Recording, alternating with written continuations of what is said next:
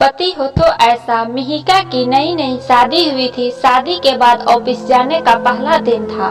सासू माँ चाहती थे मिहिका साड़ी पहनकर ऑफिस जाए।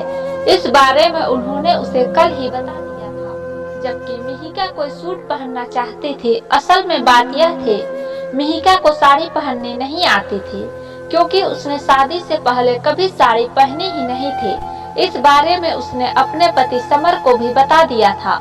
साथ ही उसे साड़ी पहनना अच्छा भी नहीं लगता था।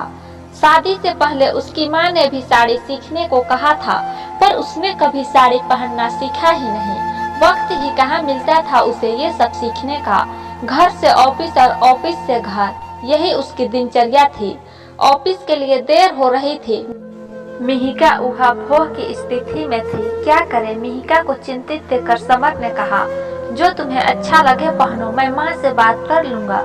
मिहिका ने कहा, रहने दीजिए, मैं ही बात कर लूंगी। आप कहेंगे तो माँ जी को अच्छा नहीं लगेगा।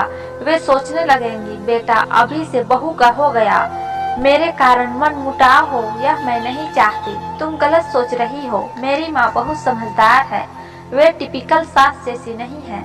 समर हंसते हुए बोला। मिहिका बोली, आप भी? अच्छा ठीक है, जैसा आपको ठीक लगे। बात को खत्म करने की गरज से मिहिका ने कहा और तैयार होने चली गई। समर भी तैयार होने लगा। सोचा घर से निकलते समय कह देंगे। उस समय तो सासू माँ ने कुछ भी नहीं कहा। सोचा शाम को जब सब एक साथ बैठेंगे तब बहू को यह कहेंगी, आखिर हमारे भी कुछ अरमान है। रात को खाना खाने के बाद सासू माँ मिहिका से बोली, बहू अभी अभी शादी हुई है, आज तो साड़ी पहन लेती। मिहिका कुछ कहने ही वाली थी कि समर ने हाथ के इशारे से रोक दिया और बोला, माँ मिहिका को साड़ी पहननी नहीं आती, इसी कारण इसने नहीं पहनी।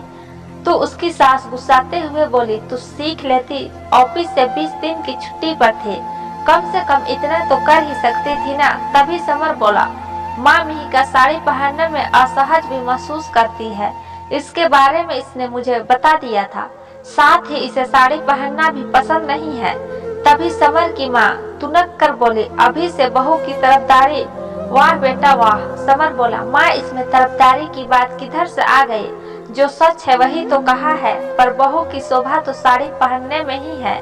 आजकल तो लड़कियां लड़कों के साथ कंधे से कंधा मिलाकर काम कर रही है, चांद तक पहुंच गई है। ऑफिस में काम करने में भी मिहिका को मुश्किल होगी, फिर इसे बहू नहीं बेटी मानोगी तो कुछ गलत नहीं लगेगा। समर लगभग अपनी माँ को समझाते हुए बोला। समर ठीक ही तो कह रहा है, संस्कार मायने रखते हैं, कपड़े कुछ भी पहन लो। ससुर जी बोले। इस बात पर घर के बाकी सदस्यों ने भी हामी भरी। मिहिका मन ही मन इतना समझदार पति पाकर खुश हो रही थी और भगवान को धन्यवाद भी कर रही थी इतना अच्छा पति देने के लिए। नहीं तो अधिकतर पति पूरी जिंदगी माँ के ही लाडले बने रहते हैं। वे पत्नी से माँ की इच्छा अनुसार ही काम करने को कहते हैं। पत्नी की इच्छाएं तो मायके में ही दफन हो जाती है, अपनी खुशी तो वे भूल ही जाती है। तो कहानी आप लोगों को कैसी लगी कमेंट करके जरूर बताइएगा, और अच्छी लगी हो तो लाइक शेयर और कमेंट जरूर कीजिएगा।